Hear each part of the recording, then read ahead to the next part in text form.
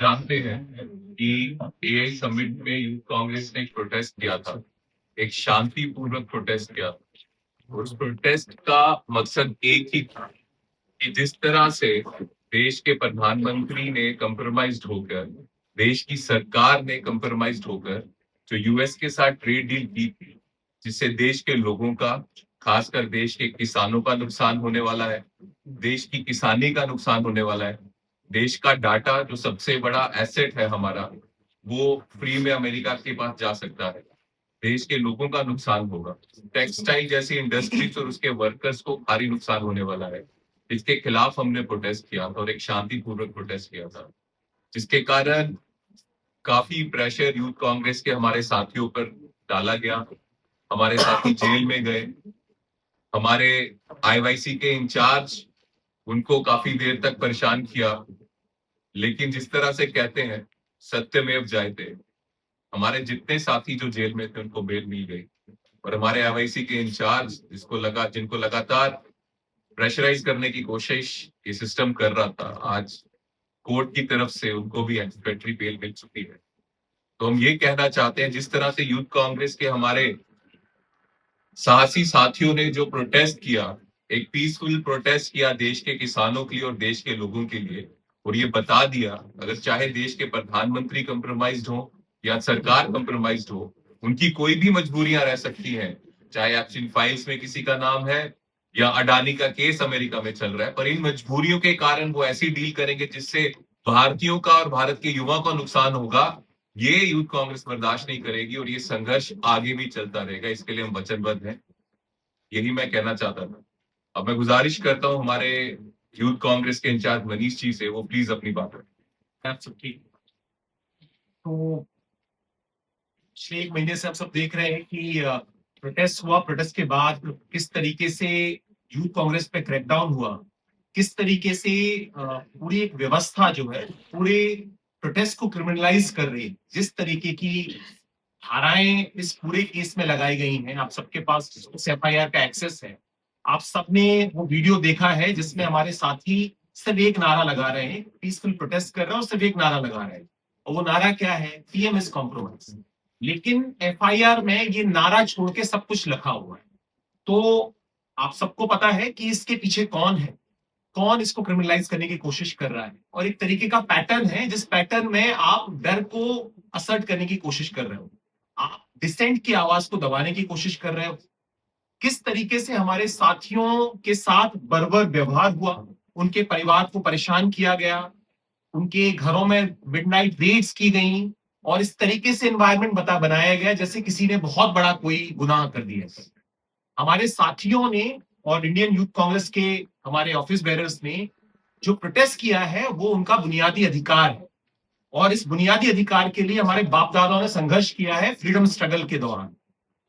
वो पूरा जो आजादी का आंदोलन था वो किस लिए था? इसीलिए था ना कि राजा की आंखों में आके डाल के हम कह सकें कि राजा चोर है। तो जिन जिन लोगों ने और जिन पॉलिटिकल पार्टीज ने, आरएसएस ने, भाजपा ने, जिनके बाप दादाओं ने इस देश के संघर्ष, देश की आजादी के लिए संघर्ष नहीं किया है, उनको ये नहीं समझ में आता है कि फ्रीडम ऑफ स्पीच क्या है। प्रोटेस्ट करना हमारा बुनियादी अधिकार है, और वो बुनियादी अधिकार हमारे साथियों ने एक्सेस किया है, और आगे इंडियन यूथ कांग्रेस पूरी ताकत के साथ एक्सेस करता रहेगा। क्योंकि ये प्रोटेस्ट किसके लिए? ये प्रोटेस्ट जो है वो इस देश के आने वाले भविष्य के लिए है। ये प्रोटेस्ट जो है हमारे साथियों ने किस लिए किया? इंडो यूएस ट्रेड डील हुआ है, उस ट्रेड डील से इस देश का किसान, इस देश का जवान और इस देश का हर एक नागरिक प्रभावित होगा।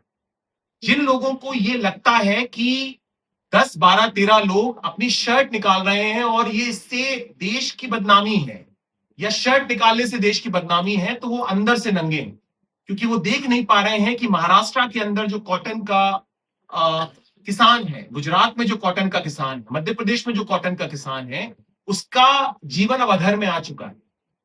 जिनको ये नहीं समझ में आ रहा है कि 150 करोड़ लोग इस देश में, ये शक्ति है, इनका डेटा एक शक्ति है जिसके आधार पर हमारे माननीय प्रधानमंत्री अमेरिका के साथ सीना चौड़ा करके, आंखों में आंखें डाल के एक ट्रेड डील साइन कर सकते थे जिसमें भारत का हित होता।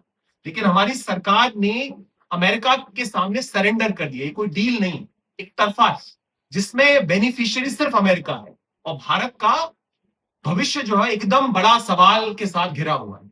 तो as a principal opposition party हमारा काम क्या है? स्टेटस को मेंटेन करना हमारा काम नहीं है। हमारा काम जो है उसके खिलाफ आवाज उठाना है। आवाज कैसे उठाएंगे? आप इस दफ्तर से बाहर निकलिए, आपको 10 फीट, 15 फीट, 20 फीट ऊंचे आपको बैरिकेड्स मिलेंगे। तो क्या करेंगे? हम इससे बाहर निकल ही नहीं सकते। फिर इसके बाद आप परमिशन लीजिए, परमिशन आपको देंगे नहीं। What is the designated protest place? कौन तय करेगा कि हम यहीं प्रोटेस्ट करें? जंतर मंतर पे अगर आपने डेजिग्नेटेड प्लेस किया है, वहां पर आपका मन होता परमिशन देते हैं, आपका मन होता परमिशन नहीं देते हैं। तो फिर what is an idea of freedom of speech?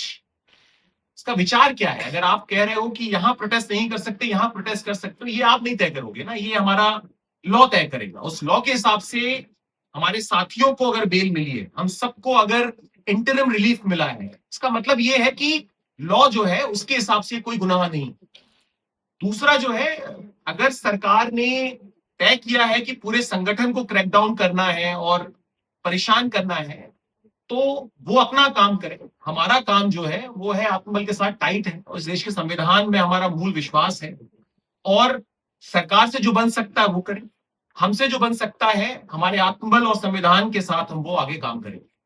तो ये जो ट्रेड डील है ये हमारा कोर मुद्दा है, जिसके आधार पर पिछले 1 महीने और उससे पहले से हमने इसको उठाना शुरू किया है और आगे जब तक ये ट्रेड डील कैंसिल नहीं होगा तब तक इंडियन यूथ कांग्रेस इस पे लड़ता रहेगा, अपना प्रोटेस्ट दर्ज करता रहेगा और जहां मौका मिलेगा, जिस भी जगह मौका मिलेगा, संविधान को सीने पे चिपका के पूरी ताकत के साथ, अपने आत्मबल के साथ हम इस पे विरोध करते रहेंगे। सरकार से जो बन सकता है सरकार करे, हमसे जो बन सकता है संविधान के साथ हम वो काम करेंगे। और एक लाइन जो है वो हम बार बार कहते रहेंगे, जिस लाइन के आधार पर हमारे साथियों को मारा है, पीटा है, उनके घर वालों को टॉर्चर किया है, 24-24 घंटे घर वालों को थाने में बिठाया है जैसे कोई क्रिमिनल है, अगर वो ये सब इसलिए कर रहे हैं कि हम वो एक लाइन ना बोले, तो हम ये लाइन पूरी ताकत से बार बार बोलते रहेंगे। वो लाइन क्या है कि पीएम जो है इस मुल्क का वो कॉम्प्रोमाइज है और हम इस देश के 150 करोड़ लोगों की तरफ से अपनी बात बार बार कहते रहेंगे कि our prime minister is compromise, he has surrender our interest to foreign countries included America. तो ये लाइन जो है हम बार बार जब तक ये ट्रेड डील्स कैंसिल नहीं होगी तब तक हम बोलते रहेंगे। बस इतना ही मुझे कहना है और किसी भी तरीके से कोई भय नहीं। वो कितना भी भय स्प्रेड करें, कितना भी परेशान करें, कितनी भी एफआईआर डालें, हम अपना विरोध जो है वो दर्ज करते रहेंगे। बाकी अगर प्रशासन, सरकार जो भी कर रही है, मान के चलिए अगर उन्होंने इस पूरे केस को क्रिमिनलाइज करने की कोशिश कर रहे हैं और इसकी इंक्वायरी कर रहे हैं, तो उसमें हम पूरा मदद करेंगे, पूरा कोऑपरेट करेंगे। लेकिन अगर हमसे पूछा जाए कि हमने ये क्यों किया है, हम हमारा उद्देश्य जो है एआई इवेंट को डिस्टर्ब करना नहीं। हमारा उद्देश्य, हमारे साथियों का उद्देश्य उस एआई इवेंट के अंदर जो प्रोटेस्ट किया है, वो जिस बात पे प्रोटेस्ट किया है उसको रेस करना है और रेस करने का मौका जो है वो आगे भी आता जाएगा और हम उस पर बातचीत करते रहेंगे and we'll keep on doing this.